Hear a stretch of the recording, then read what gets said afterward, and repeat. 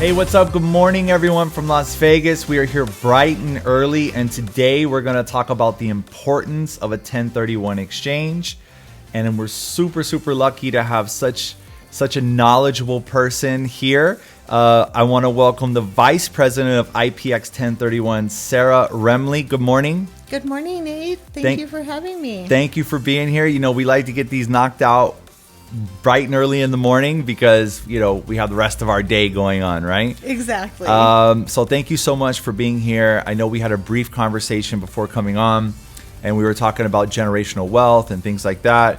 And I think it's really important to educate the public, especially first-time investors that maybe have one rental home or even two or whatnot, about the importance of a 1031. And most millionaires that are cajillionaires use a 1031 all the time. So I really appreciate you being here. It's a really important segment, and let's get started. Absolutely. Let's go. So how long have you been in the business? Well, I started doing vacation rentals in my 20s, just kind of fell into it and just absolutely fell in love with everything real estate, and it became my passion in every way. That's awesome. I think real estate is such a great avenue for anyone to just, you know, start to build that generational wealth and get out of that 9 to 5 and really, you know, explore different options to pull different revenue. So can you explain to those that don't know what a 1031 exchange actually is? Absolutely. So in a nutshell, a 1031 exchange allows an investor to reinvest all of their equity when they sell a piece of investment property and they're reinvesting in another piece of investment property. And when you're able to reinvest all of your equity, not just your after-tax equity, that adds a lot of power to those transactions. So one thing I learned, I remember being in a CE class, and this wasn't even a question, but I just thought about it.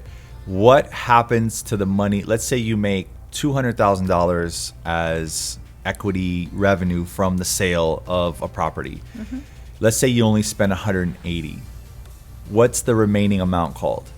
It's called boot. A boot, yes. Good. A lot of people don't know that, and I learned that early in my career. So from my understanding, you don't get taxed on what you exchange, but you will get taxed on the boot, right? The boot. So that would be a partial exchange in that example. So maybe someone bought down in value, or they did retain cash.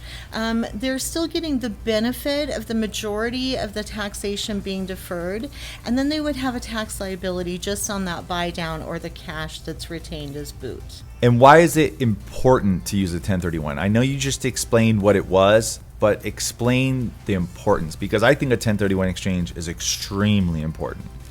I agree with you, Nate. I have a real passion for 1031s because it's the essence of building wealth. If I'm able to hold on to all of my equity and reinvest it and leverage that over and over, that's power. That's buying power. It allows me to diversify my investments. Maybe that equity allows me to sell one and buy two, so I'm leveraging again. But it's that power of that reinvestment over and over. So full disclosure, we are not accountants. Nope. We are not CPAs. Nope.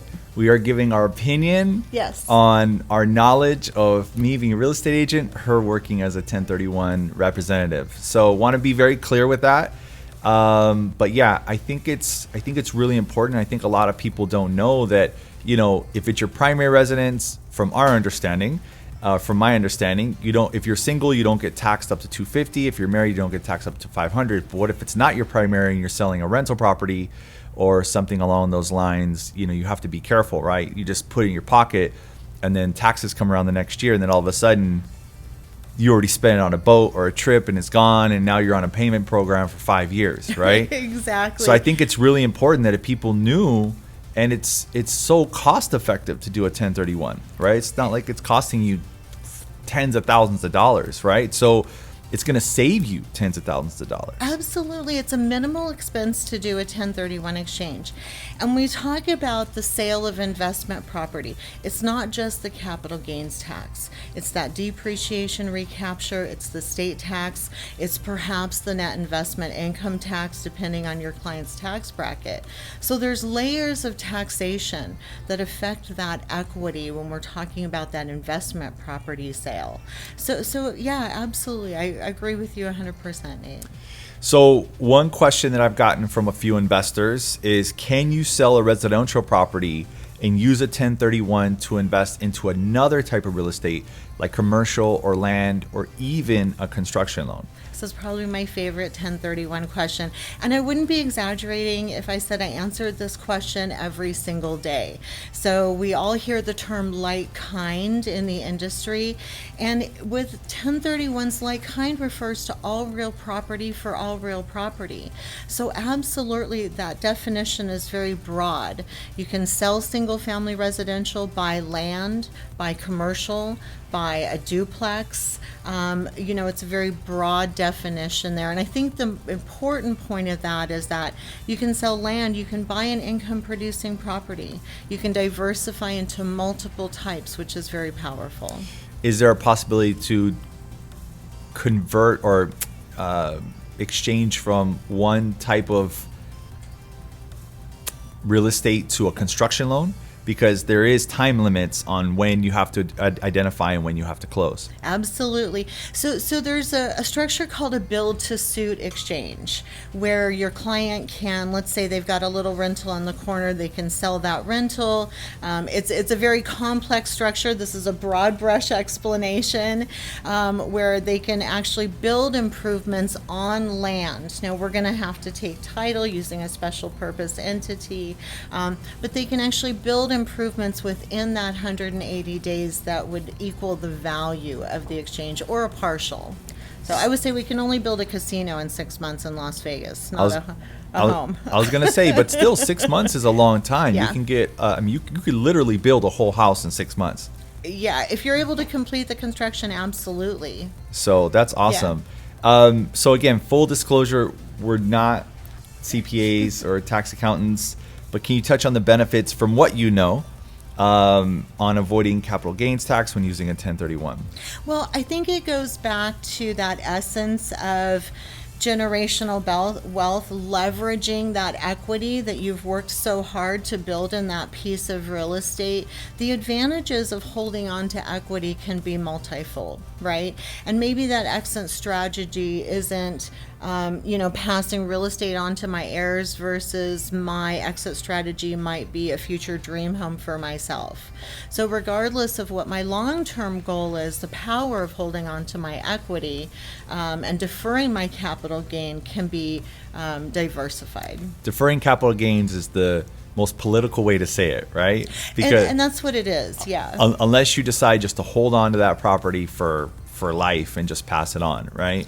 Yeah, absolutely. So it's a constant exchange. You're deferring gain. There are different exit strategies. One of the most popular when we talk about generational wealth is that the real estate that you're building in that portfolio, you're passing on to your heirs with a step up in basis. And that's that foundation of generational wealth that we talk about. So I think what a lot of people don't know is, you have these big guys like Manny Koshman or Grant Cardone or whoever you see that's all over now pitching their buy my real estate programs. But what they do is they started with a $1 million property. They were able to get it. They were able to fix the deferred maintenance, get it leased up, sell it for $3 million, take that money. Now they have more money to leverage, right, which gives them more power to buy a $6 million property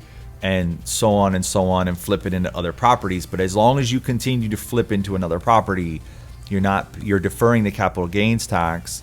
But then but the good thing is that they're pulling passive income from the rents every month. Yeah. And that's how they make their money. And I think that's what people don't understand is you're not going to get, as long as you use a 1031, if you don't use a 1031, you're screwed.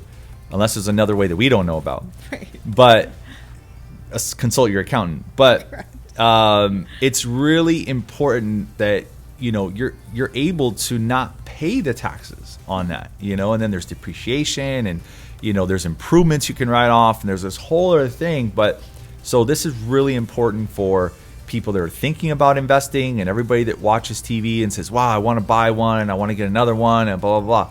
Great, do that.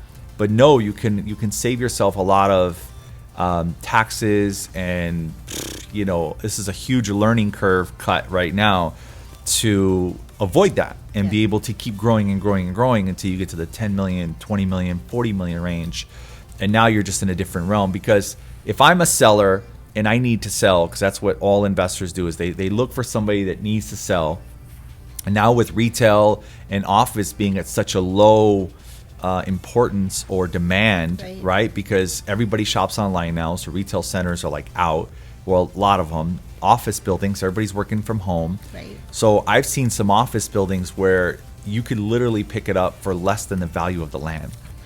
And I would, if I would jump on those. If I had that type of money, I would jump on those, do a repurpose, work with the city, do like a mixed use overlay, not changing the zoning of the area or the actual building, but doing a mixed use overlay would allow you to give you like a variance for that.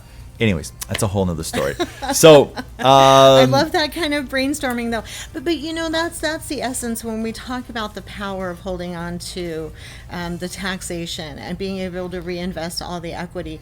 My mind immediately goes to diversification, right? If I'm holding on to my equity, I'm going to sell that one little property and I'm going to buy 2 or 3, right? I'm going to put my equity to work. Right. So do you have a crazy story that you can tell us? Obviously, you can't use exact names or anything like that, but, you know, I don't know. Is there a crazy story in the 1031 world? We have all kinds of crazy stories in the 1031 world.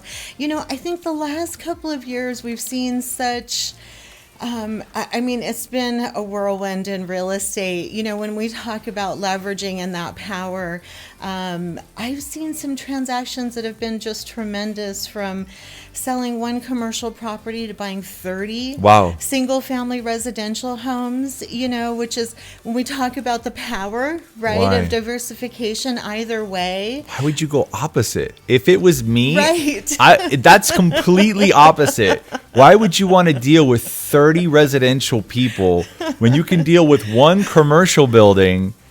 Oh my. I agree with you. That's Nate. so backwards. Generally, absolutely. And the path that I've seen in my experience is the opposite of that, right? Going from residential, and maybe I build that little portfolio into that commercial world.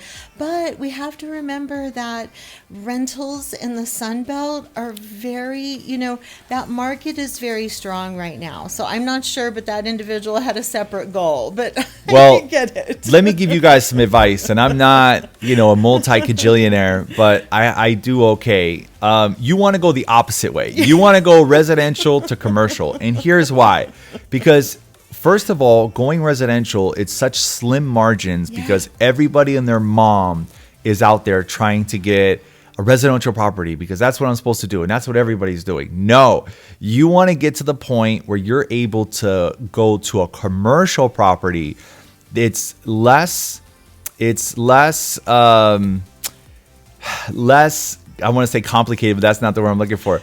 Less people trying to get it, less competition. Yeah. Oh my gosh, it's so early. It's less competition. The margins are better, right? And you're able to only, when you deal with commercial tenants, it's just better. If you have 5 or 6 tenants in one building, you only have to deal with one building. Yeah. If you have 5 or 6 different properties, you're dealing with 5 or 6 different sewers, 5 or 6 different HOAs, 5 or 6 different. Don't do it. Go the opposite. What is wrong with you? Go the opposite. You are not supposed to go from down. Whoever gave that guy advice, needs to recheck his circle of his sphere of influence. I would agree with you, Nate. That's what's so crazy about a transaction like that to me, because it is the opposite. And it's the opposite of how a lot of investors think, because you're right. It's that I have one or two little rentals, and a couple of years down the line, I never want to deal with a tenant again.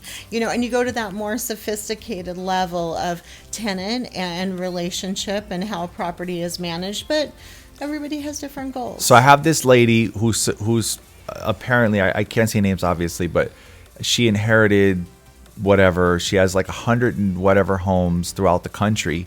And I said, you need to sell those 100 and buy a huge retail center or two, or commercial or industrial.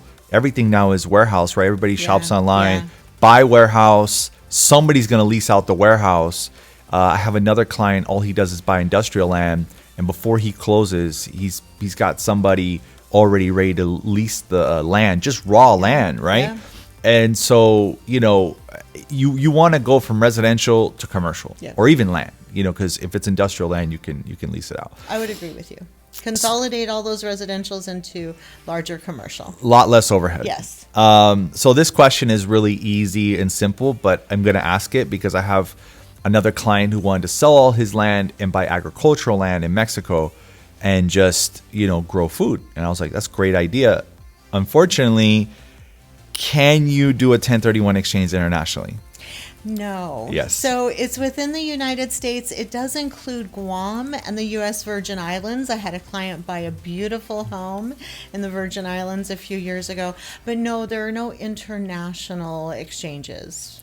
Which sucks. Maybe we can change that one day. International tax law is a little more complicated. It is different, right? So we touched on this earlier. Can you touch on the fact that so many millionaires use a 1031 exchange, and then are able to pull passive income? I know we touched on it earlier, but can you touch on that just a little bit more? Sure. I mean, I think what excites me so much about what I do is not being a tax nerd, not memorizing tax code, but it is that power of teaching people what so many sophisticated investors and people that have built that generational wealth have understood for so long, is that this is the most powerful wealth building part of the IRS code, and it's also one of the most underused. And that's where I'm very driven. It's underused. People don't realize the power of what they can do with reinvesting in real estate when they sell that investment property. Absolutely. 1031 exchanges. I'm so glad that you came in and we were able to talk about this.